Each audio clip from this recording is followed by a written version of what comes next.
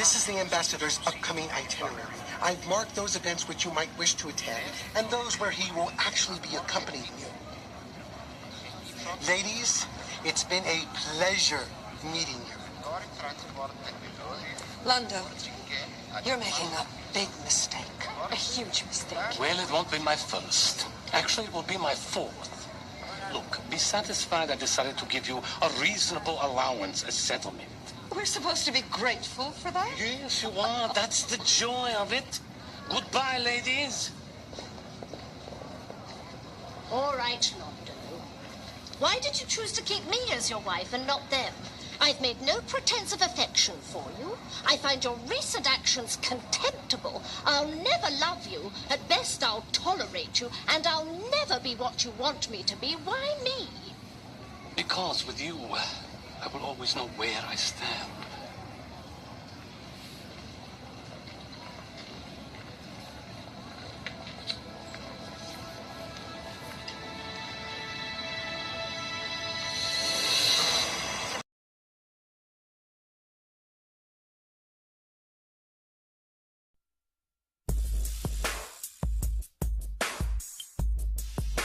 What's up, everybody? You're listening to Mac and D's, and what you just saw was a clip from the 90s sci-fi TV show Babylon 5. And the reason why I'm showing you this particular clip is because it's a prime example of the importance of freedom of speech, especially in the wake of the Kevin Hart and Twitter debacle, which caused him to step down as host of the 2019 Oscars. Now, before I move on, I want to make this clear to everyone that I am a staunch supporter of free speech, and I pity those who are not, but I digress. See, people, it's like this. In our lifetime, we will hear quotes and phrases from songs, movies, TV shows that we will never forget and apply to in our daily lives. Examples like, go ahead, make my day. Say hello to my little friend. Nothing from nothing leaves nothing. And my personal favorite from the clip you just saw, cause with you, I will always know where I stand. Which I find to be very profound. And why do I find that profound, you may ask? Well, the answer is simple. Because the world is not full of sunshine and rainbows, nor is it full of people who want to hold your hand while singing Kumbaya and being gay. The happy gay, I mean. See, people, it's like this. We're living in a time where many small groups or certain groups of people who feel they are marginalized have built their own virtual world, just like in the movie The Matrix. And you must comply to what they say is right or wrong. And any disagreement with what they say is right or wrong will result in pariahdom. And we already have seen what happened to those who express an unpopular opinion. And now I want to get back to the Kevin Hart debacle and how it pertains to freedom of speech. And for the record, I am not a Kevin Hart fan, because I think a lot of his success is based on playing characters who are buffoons. However, just because he plays buffoons doesn't mean that he does not have his own views of what is right or wrong in the world. And I will staunchly defend his right to express his views, whether I agree with them or not.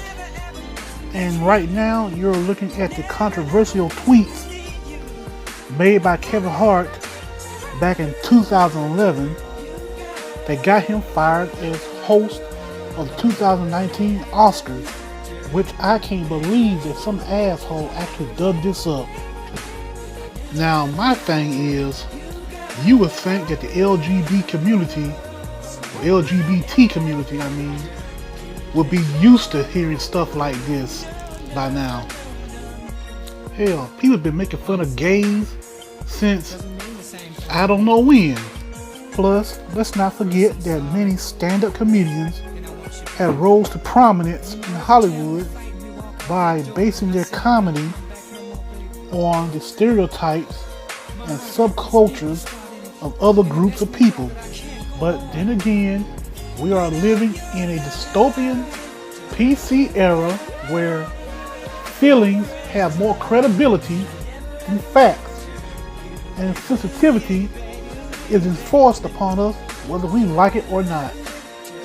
See, what I'm trying to say here, people, is sometimes in life we must allow people to feel free to express their prejudices. But how else will we know where we stand with them? And all of this thought policing, deplatforming people, and shaming them for something they said 15 or 20 years ago is not going to progress society. See, I don't know whether to have sympathy or apathy for the people who are trying to turn the world into an echo chamber. Because all these people are doing is creating a world of delusion, a big safe space where everyone agrees with them and everyone loves them. See, let me break it down to y'all like this. When you punish people for having an unpopular opinion or an unpopular view, you will only force them to keep their views to themselves, and they will loathe you in secrecy, and they will conspire to act against you. That's how Trump won the 2016 presidential election, despite these so-called political experts saying that he will not win. He won because people got tired of being told that they are racist, sexist, homophobic, transphobic, or all around just bad people just because they don't agree with the lunacy of the left. And you know what? He's going to win re-election again. Why? Because the same people who are going around calling his supporters Nazis haven't learned shit, and they refuse to back down with their nonsense. Anyways, before I go, I want to leave y'all something to think about. See, you should want to know if someone has some kind of beef against or some issue with you, or they don't like you because you're black, Hispanic, Jew, or gay. And if some motherfucker said they want to kick your ass, the only way you will know about it is by allowing them to say it.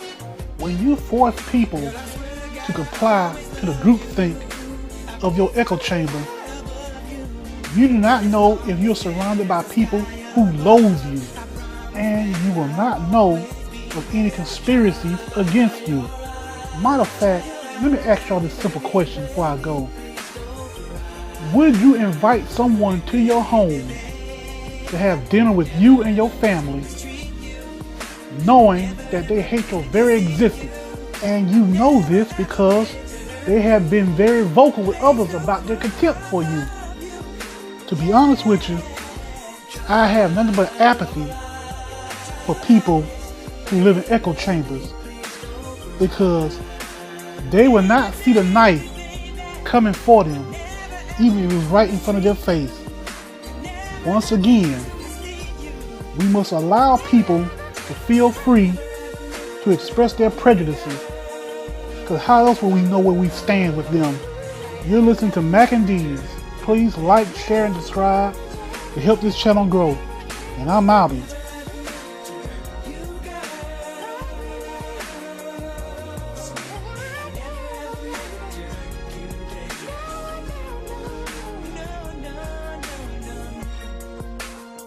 I'm sorry. Doesn't mean the same thing anymore. First I'm sorry, then I want you back. And you know every time we fight and we walk out that door and I say I'm not coming